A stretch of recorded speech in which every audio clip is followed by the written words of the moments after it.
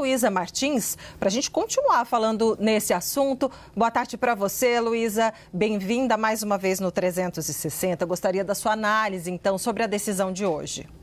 Oi, Débora, Yuri, Pedro, boa tarde para vocês, todos que estão conosco aqui no 360. É isso, Débora, já havia uma expectativa de que o Senado pudesse, diferentemente da Câmara, enterrar, né, a PEC da blindagem, e um resultado unânime na Comissão de Constituição e Justiça, ele é muito simbólico, né? E a gente vinha falando sobre, também, né, em outro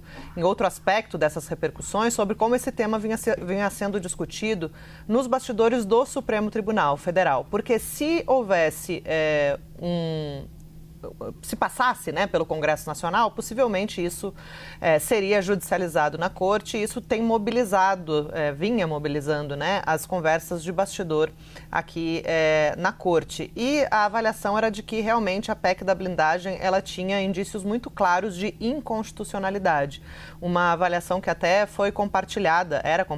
segue sendo, na verdade, né, pela Procuradoria-Geral da República, que deu até alguns indicativos recentes de que poderia ela própria, a PGR, acionar o Supremo se essa PEC viesse a ser concretizada. A avaliação é de que ela esvaziaria, né, o Poder Judiciário, porque daria ao Congresso a possibilidade de barrar a abertura de ação penal contra deputado ou senador, ainda que o Supremo Tribunal Federal tivesse visto indícios, né, de autoria e materialidade de certos crimes. Então, foi como a gente trouxe ontem aqui no 360, a avaliação tanto da PGR quanto nos bastidores do Supremo, é que essa PEC significava uma autoindulgência, uma tentativa de os parlamentares tentarem salvar a si próprios, né, diante do avanço de várias investigações, não só sobre trama golpista, atos antidemocráticos que miram ali a oposição, né, pessoas parlamentares que são aliados do ex-presidente Jair Bolsonaro, mas também políticos de vários espectros ideológicos, de vários partidos e de vários estados em relação a desvios e irregularidades na destinação de emendas parlamentares. Era muito clara na avaliação dos ministros, era muito claro esse contexto, né, uma tentativa de tentar evitar que esses parlamentares, fossem deputados ou senadores, acabassem virando réus no STF, formalmente réus, diante do avanço dessas investigações sobre desvios de emendas, que essas investigações mobilizam todo o tribunal, né? Tem processos a esse respeito com vários ministros relatores, e isso é algo que vai dominar, uma expectativa, a expectativa é de que esse seja um assunto que domine, inclusive, a pauta do Supremo Tribunal Federal, agora para esse segundo semestre, né? Para essa reta final do ano já, na verdade, e também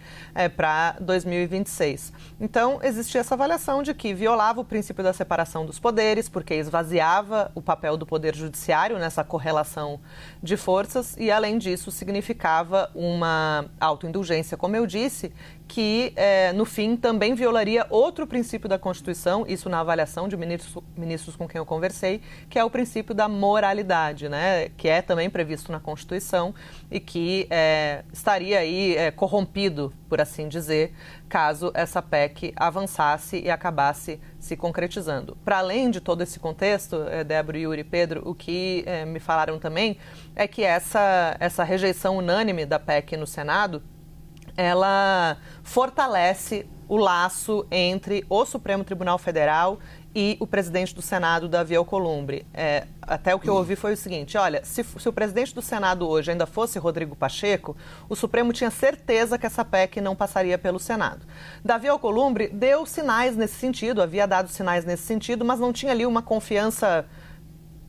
ampla, geral e restrita, para usar a expressão da moda. Com essa posição, né, com essa decisão de Davi Alcolumbre de não levar a coisa no mesmo ritmo que levou a Câmara dos Deputados, obedecendo o rito normal, deixando de votar a urgência, levando para a CCJ e ainda com esse placar, que nem é placar, né, foi uma decisão unânime, a leitura, né, ali dos bastidores da Corte é que essa relação de confiança com Davi Alcolumbre melhora diante desse cenário.